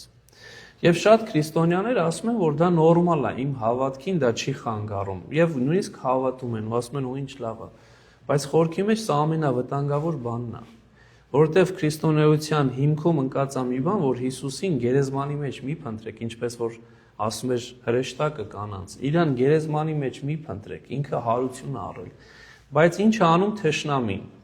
Ու թշնամիները շատ են քրիստոնեության ու Քրիստոսի։ Անդադար Քրիստոսին ուզում է մահացած ցույց տա, ոսկորներ ցույց տա, գերեզման ցույց տա։ Ու դրա համար ամեն անգամ ուղղափառ քրիստոնյան պիտի գիտակցի, որ դա թակարդ է, թակարդի մեջ չպիտի մտնի։ Ոչ միայն Քրիստոսը հարություն առելու գերեզմանի մեջ չէ, այլ Քրիստոս նաև խոստում է տվել, որ իրեն հետևորդներն են գերեզմանից հարություն առնելու ու գերեզմանի մեջ չեն մնալու։ Սա է քրիստոնեության հիմքը։ Եթե սա չարը խաբեությամբ մեր մեջից հանի, որ շատ քրիստոնյաների մեջ մանավանդ ամերիկյան միջավայրում դա տեսնում եմ, ուրեմն ամեն ինչ կկորի։ Քրիստոսի գերեզմանը դատարկ է։ 2000 տարի դատարկ է եւ 2000 տարի էլ եթե անցնի, միևնույնն է դատարկ է մնալու։ Եվ դրա համար ասում են նրա անձը գերեզմանում չթողնվեց եւ ոչ էլ նրա մարմինը ապականություն տեսավ։ Իսկ ինչու մարմնի ապականության մասին խոսեց, որովհետեւ հրեական ընկալմամբ եթե 4-րդ օրը գերեզմանի մեջ էր մտնում արդեն մարմինը, արդեն ապականվում էր, սկսում էր փտել։ Եվ դրա համար պատահական չի, որ Ղազարոս երբ որ 4 օրվա մահացած էր, Քրիստոս սпасեց այնքան, որ մինչև 4 օրվա մահացած լինի Ղազարոսը, եւ երբ որ քրերին մոտեցավ, ասեցին արդեն փտել է, 4 օրվա է։ Եվ այդ Ղազարոսին Քրիստոս հարություն տվեց։ Բայց Քրիստոս 4-րդ օրը չմնաց գերեզմանում։ Եվ սա է այդ հստակ օրինակը, որ ապականություն չեղավ նրա մարմնին, որովհետեւ ինքը 3-րդ օրը արդեն իսկ հարություն առավ։ Այս Հիսուսն է, որին Աստված հարություն տվեց, որին մենք ամենքս վկայում ենք։ Եվ այստեղ տեսեք Քրիստոս, այս Քրիստոսի հարության մասին է խոսում, ասում այս Հիսուսն է, որ Աստված հարություն տվեց, որին մենք ամենքս վկայենք։ Հիսուս եւ Քրիստոս նույնն են եղել առաջի եկեղեցու համար, առաջի քարոզն է Պետրոս առաքյալ։ Այսօր տարբերակում կա, ու ես միշտ այս մասին խոսել եմ ու շարունակելու եմ խոսել։ Սա Քրիստոսին երկուսի բաժանելն է, որ սկսեց Քաղկեդոնի ժողովից, Նեստորից խորքի մեջ, հետո գնաց Քաղկեդոն ու մինչև օրս կա։ Ու դրա համար հաճախ արդեն բողոքականության մեջ մենք շատ հստակ ենք դա տեսնում ու միշտ ասում եմ, տեսեք այս գրքի վերնագիրը, Saving Jesus, եկեք փրկենք Հիսուսին։ Եվ շարունակում է from the church, եկեղեցուց։ Հիսուսին փրկենք եկեղեցուց։ Եկեղեցուց բաժանում են Հիսուսին ինչու, այստեղ փոքր տառերով գրած է, ինչպես դադարել երկրպագել Քրիստոսին եւ սկսել հետևել Հիսուսին։ Այսինքն պետք չի երկրպագել Քրիստոսին ու պետքա հետևել Հիսուսին, այդ երկուսը իրարից բաժանում են։ Ու ես միշտ դրա լավագույն օրինակը տեսնում եմ իսպանախոս ժողովրդի մեջ, որ բազում անգամ ինձ համար տարօրինակ էր, ես նման բան չէի տեսել, Հիսուս անունով մարդիկ ունեն։ Բայց երբեք Քրիստոս անունով մարդ չես տեսնի, որտեղ իրանց համար բաժանված է։ Հիսուսը պարզ մարդն է, Քրիստոս Աստվածն է։ Մեզ համար, հին եկեղեցու համար Հիսուս թե Քրիստոս նույն Աստծո մասին ենք խոսում, մարդացած Աստծո մասին ենք խոսում, ու դրա համար ոչ Հիսուս կարող ես քո անունը կամ զավակիդ անունը դնել, ոչ էլ Քրիստոս կարող ես դնել։ Բայց այստեղ այս միտքը նաև ուրիշ բան էր մեզ ասում, որ Աստված հարություն տվեց, որին մենք ամենքս վկայենք։ Նորից խոսում է Պետրոսը նրա մասին, որ մենք այստեղ բոլորս Քրիստոսի հարության վկաներն ենք։ Եվ դրա համար է խորքի մեջ հունարեն բառը վկայի գիտեք, չէ՞ ինչ է, մարտիրոս։ Եվ իրականում եկեղեցին ինչի էր հալածվում, ինչի էր մարտիրոսանում, որովհետև իրենք շարունակաբար վկայում էին Հիսուսի հարության մասին։ Պողոս առաքյալին գործք Աստված ուզի մենք հասնենք մինչև վերջ, կտեսնենք, որ Պողոսին ինչի են դատում, որովհետև Պողոսը վկայում է Հիսուսի հարության մասին։ Արդյոք այսօր մեզ դատում են, որոշ չափով մարդկայնորեն կարող է, եթե սկսենք վկայել Հիսուսի մասին, Հիսուսի հարության մասին, շատ բան չի փոխվել։ Եվ ասում է Աստծո աջ ձեռքով բարձրանալով Սուրբ Հոգու խոստումը ընդունելով Հորից, սփռեց այս, որ դուք այժմ տեսնում եք ու լսում։ Ընդհանրապես խոստում բառը ինքը շատ հետաքրքիր հունարեն բառ է, որովհետև Էվանգելիոնը, գիտեք, ավետարանն է, Էպանգելիա կամ Էպանգելիոն էլ է լինում։ Խոստումն է, իրար շատ նման են։ Աստված խոստում է տվել, եւ այդ խոստումը ընդհանրապես Աստված խոստումներով է մարդկանց հետ շարժվում։ Օրինակի համար տեսեք, խոստում տվեց Նոյին, որ այլևս աշխարհը ջրհեղեղով չի կործանելու։ Խոստում տվեց Աբրահամին, որ իր սերնդից երկնքի աստղերի չափ կամ ծովի ավազի չափ մարդիկ հավերելու։ Աստված անդադար խոստումներ է տալիս։ Եվ այստեղ էլ տեսնում ենք, որ ասում է Աստծո ձեռքում բարձրանալով Սուրբ Հոգու խոստումը ընդունելով Հորից, սփռեց այս, որ դուք այժմ տեսնում եք ու լսում։ Վերջի խոստումը, որ կատարվեց, Սուրբ Հոգու առաքումն էր, որ Աստված խոստացել էր, որ Սուրբ Հոգին է ուղարկելու եւ ուղարկեց։ Եվ հետաքրքիր է այստեղ մենք տեսնում ենք, որ ուղարկեց, բայց ասում է որդին է, որ այն փոխանցում է։ Աստծո այս ձեռքով բարձրանալով Սուրբ Հոգու խոստումը ընդունելով Հորից, սփռեց այս, որ դուք այժմ տեսնում եք ու լսում։ Որդին է Սուրբ Հոգին սփռողը, փոխանցողը։ Ու դրա համար տեսեք, Հայրը կա, նորից Որդին կա ու նորից Սուրբ Հոգին կա։ Ընդհանրապես այս 32-33 համարների մեջ մենք մի քանի անգամ տեսանք ամենասուրբ երրորդությունը։ Որտեւ շարունակում է Դավիթը, որ երկինք չեր ելել, ինքն իսկ ասում է Տերն ասաց իմ Տիրոջը, նստիր իմ աջ կողմը, մինչև որ քո թշնամիներին ոտքերի տակ իբրև պատվանդան դնեմ։ Հիմա մյուս սաղմոսն է մեջ բերում Պետրոս առաքյալը։ Եվ այստեղ հետաքրքիր է, հայերենով թարգմանվում է Տերն ասաց իմ Տիրոջը։ Անգլերենով ասում է Lord, my Lord said to my Lord, the Lord said to my Lord։ Նույն բառերն է, եբրայերենում նույն բառերը չի բնագրի մեջ։ Առաջի բառը Յահվեն է, երկրորդ բառը Ադոնային է։ Յահվեն ասաց Ադոնային։ Եվ այստեղ մենք նաև հենց սրա մասին ենք տեսնում, իրենք եւ Ադոնային է Աստծո անուն, եւ Յահվե է Աստծո անուն։ Եվ այստեղ մենք այդ ենք տեսնում, որ երրորդության օրինակը արդեն հստակ երևում է։ Երբեմն Յահվե անունով, երբեմն Ադոնայ անունով։ Եվ հաճախ Յահվեի բառերի տակ հիմա եբրայերենում Ադոնայի ձայնավորներն է գրված։ Դրա համար են Եհովայի վկաները Յահվե բառը կարդում Եհովա, եւ Ադոնայի ձայնավորներն ինքը նույնն է։ Եվ սրա մասին էր փաստորեն ասում։ Իսկ ի՞նչ է նշանակում հետևյալը, որ նստիր իմ աջ կողմում, մինչև որ քո թշնամիներին ոտքերի տակ պատվանդան դնեմ։ Այսինքն փառքի ամենակարևոր տեղը նստի, որտեղ Աստված աջ ու ձախ չունի։ Աստված ինքը մարմին չի կամ սահմանափակ էություն չի, որ իրենից ձախ կամ իրենից աջ ինչ-որ բան լինի։ Աջ այս դեպքում կոնկրետ փառքի նշան է, իշխանության նշան է։ Եվ այստեղ նաև ինչ էր ասում առաքյալը, որ տեսեք, Դավիթը ինքը երկինք չի բարձրացել, այն որ Դավիթը գերեզմանումը հստակեցրեց, հիմա էլ ասում է, նաև Դավիթը երկինք չի բարձրացել։ Բա ինչպես է, որ ասում է, որ նստի իմ աջ կողմը, ինչպես կարար ինքը հոր աջ կողմում նստեր, եթե ինքը երբեք երկինք չի բարձրացել։ Ու նաև այդտեղ ուրիշ մեսիջ է տալիս։ Դավիթը փաստորեն ոչ թե խոսում էր իր մասին, ու ոչ էլ միայն իր հետևորդներից կամ իր սերնդից մեկի մասին, այլ իր տիրոջ մասին, որովհետև Հիսուսը, այո, Դավիթի սերնդից է, բայց Դավիթի տերն է։ Եվ այս միտքը ինքը Հիսուսն էր ասում։ Այդ նույն հենց Սաղմոսը մեջ բերելով, երբ որ ասում էր ինչ կարծիք ունեք Քրիստոսի մասին, սա Հիսուսի հարցն է։ Ում որդին է։ Նրան ասացին Դավիթի որդին է։ Եվ Հիսուս նրանց ասաց, իսկ Դավիթն ինչպես նրան Սուրբ Հոգով կոչում է Տեր եւ ասում է Տերն իմ տիրոջն ասաց, նստիր իմ աջ կողմում, մինչեւ որ քո թշնամիներին դնեմ քո ոտքերի տակ իբրև պատվանդան։ Իսկ եթե Դավիթը նրան Տեր է կոչում, ինչպես նրա որդին կլինի։ Եվ ոչ ոք ասում է նրան մի բառ պատասխան չկարողացավ տալ։ Ինչ է դուրս գալիս, որ այստեղ Պետրոսը տեսեք ինչ արեց, սկզբից մարդ բերեց, Հովելի մարգարեություն, հետո տարավ նրան, որ Դավիթը չի, այլ Հիսուսն է, հետո նաև տարավ նրան, որ Հիսուս Դավիթի տերն է։ Եվ ի վերջո նաև այս մեջբերումի վերջն էլ է շատ կարևոր, ասում է միչե որ քո թշնամիներին ոտքերի տակ պատվանդան դնեմ։ Իսկ ով էր Հիսուսի թշնամին կամ ովքեր են թշնամին։ Սուրբ Գիրքը հստակ է, մեղքը, մահը եւ բնականաբար մահի աղբյուր հանդիսացող չարը։ Եվ սա է, որ բոլորին քո ոտքերի պատվանդանն եմ դարձնելու, որովհետև դու իմն ես։ Այս էր, որ առաքյալը հիշեցնում էր։ Եվ վերջին նախադասությունը այսօրվա մեր սերտողության հետևյալն է։ Արդ Իսրայելի ամբողջ տունը վստահորեն թող իմանա, որ Աստված նրան եւ Տեր եւ օծյալ արեց այն Հիսուսին, որին դուք խաչեցիք։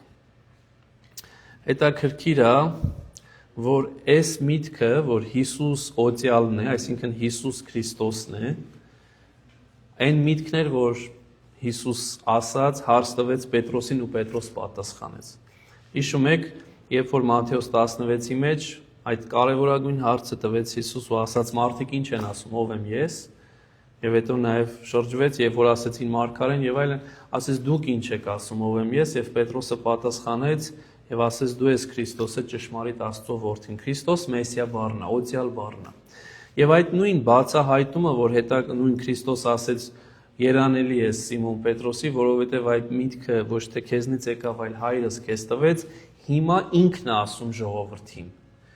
Այն ինչ որ իր կյանքի օրոք, Տիրոջ երկրավոր կյանքի օրոք ինքը վկայեց Սուրբ Հոգուց, հիմա ինքը բոլորի առջև ասում, որ Աստված նրան Տեր եւ օծյալ արեց այն Հիսուսին, որին դուք խաչեցիք։ Այստեղ եւս մեկ անգամ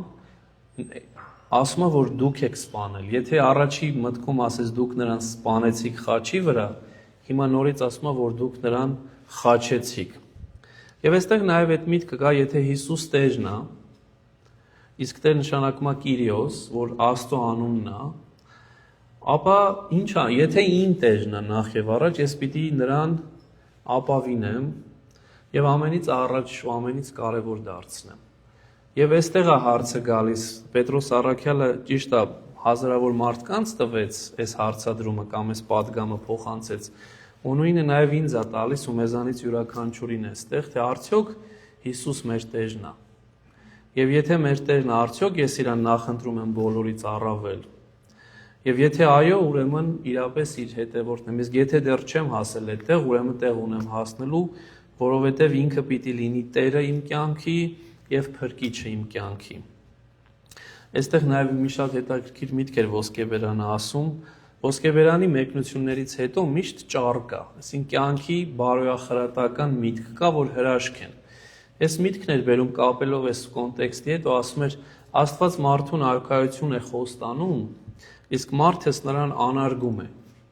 Սատանան մարդուն դեպի դժոխք է առաջնորդում, մարդս նրան պատվում է։ Եվ այնքան հետաքրքիր էր այս միտքը, որ ուշադիր եղի մարդ հարարած, Աստված քեզ տանում է դեպի երկնքի արքայություն, իրեն անարգում ես, չես ընդունում, մերժում ես, ասում ես հետո, ժամանակ չունեմ։ Սատանան քեզ դեպի դժոխք է առաջնորդում, դու նրան պատվում ես, բարձրացնում ես։ Ասում եմ ուշադիր լինենք, հասկանանք, թե մենք ինչ ենք անում, որտեղ եթե Քրիստոսի հետ ենք, բնականաբար այդ խնդիրները չենք ունենա եւ Քրիստոսին իբրև առաջնորդ կունենանք։ Մի քանի բանալի բառեր ուզեցի այստեղ առանձնացնել, որոնցից մի քանիսը ես տալիս եմ, բնականաբար հույս ունեմ, որ դուք էլ երբ որ տեքստը կարդում եք, դուք էլ ձեր համար բանալի բառերը գտնում եք։ Առաջինը, որ ուզում եի նշել, վերջին օրերն էր։ Ցույց էր տալիս, որ այս ինչ որ կատարում է Սուրբ Հոգու գալուստով սկսվեց վերջին օրերը։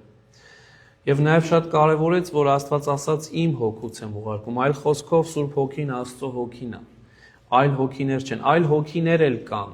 Մենք ուշադիր լինենք, հոգիները զանազանելու շնորհ կա, որ ճիշտ Աստծո հոգուն գնանք ու Աստծո հոգուն ընդունենք։ Եվ հետաքրքիր էր այստեղ այս կոնտեքստից հասկացանք, որ հոգեգալուստով Աստված դուռը բացեց բոլորի առջև, ամեն մարդու վրա թափեց, եւ մեզանից յուրաքանչյուր այդ մեծ օրհնյալն է, որ իրավունք ունի կամ պատիվ ունի Սուրբ Հոգու շնորհները իր վրա ունենալու։ Հին ուխտում դա չունեինք, նոր ուխտում հիմա ունենք, մեզանից յուրաքանչյուրը Սուրբ Հոգու շնորհներով ոչ թե օժտված, այլ հեղված է, շատ ունենք այդ շնորհները, ինչպես որ Սուրբ Գիրքն է ասում։ Որից մեջ մտնում են այստեղ կոնտեքստի մեջ շատ խոսվեց մարգարեանալու մասին։ Սրա մասին դեռ էլի ենք խոսելու, թե ինչ է նշանակում մարգարեանալ։ Քրիստոսի առաքյալը երկու տեղ շեշտեց, որ սպանեցիք, կամ խաչեցիք, կամ սպանեցիք Քրիստոսի։ Սա կարևոր իր բառերից մեկն էր։ Չնայած դրան անդադար հիշեցրեց, որ Աստված նրան հարություն տվեց։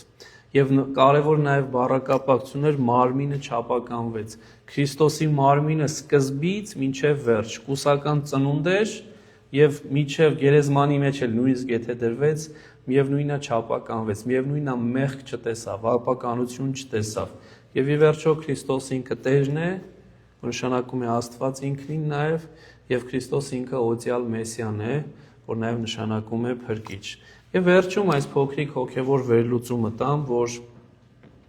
առաջին եկեղեցու ամենից կարճ հավատի բանաձևը սա էր, ամենից կարճ ու Հիսուս Քրիստոս Տերն է։ Սա կարող է լինել մեր բոլորի բանաձևը, Փիլիպպեցիս 2-ում կա ու բազում տեղեր, Գործքում տեսանք, ում առջև բոլոր ծունկերը պիտի խոնարհվեն, նույն առաքյալն ասում է։ Սա ոչ միայն խոսք էր, այլ նաև ապրված իրականություն։ Ես իմ Տիրոջն եմ հանձնում իմ կյանքը, ով նաև իմ փրկիչն ու Աստվածն է։ Ավելին, ինչպես Պողոս առաքյալն է ասում, ոչ ոք չի կարող ասել, որ Հիսուս Տերն է, եթե ոչ Սուրբ Հոգով։ Սա էլ արդեն առաջի Կորինթացիում ենք ընթերցում։ Այսինքն, եթե դու քո էությամբ ասում ես Քրիստոս իմ Տերն է, արդեն այդտեղ բնականաբար սա նաև Սուրբ Հոգու ներկայությամբ ես ասում։ Քրիստոս մեզ համար չի կարող լոկ պատմական անձ լինել, ով ապրում է ժամանակին կամ ապրել է ժամանակին, այլ ապրող ներկայություն է մեր կյանքում։ Եվ այն ժամանակ Սուրբ Նարեկացու հետ միասին մենք էլ հոգով կարող ենք ասել, այսօրվա կոնտեքստի հետ եմ ուզում կապել, հարբած եմ ես, բայց ոչ թե գինով, այդտեղ միտքը նաև ինչ-որ չափով շարունակում, այլ քո հրամանով ազատարար եւ ամենակեցույց։ Իրապես մարդիկ կարծեցին, թե գինով են հարբած առաքյալները, բայց խորքի մեջ առաքյալները հարբած էին Աստծով, Քրիստոսով, Քրիստոսի հոգով։ Եվ այստեղ մեզ ամնում, ինչով ենք մենք հարբում, գինով թե Աստծո հոգով։ Նարեկացին այդ իր մեջ այդ հարբած վիճակ, ինչպես որ առաքյալները տեսավ ու վկայեց, որ ես էլ եմ հարբած, բայց ոչ թե գինով, այլ քո ներկայությամբ, քո օրհնությամբ Տեր Աստված։ Ու Երանի իրապես մենք էլ մեծ սուրբի նման հարբենք Տիրոջ ներկայությամբ, այսինքն ամբողջությամբ տրվենք իրեն եւ իրապես կարողանանք դառնալ իր որդեգիր արժանի որդիներ, այնքանով ինչքանով որ մեր տկաներությունը թույլ կտա։ Այսքանով ավարտեցինք, մի քանի հայտարարություն ունեմ։ Առաջի հայտարարությունը նաև որ մեր Արամի հոր հուղարկա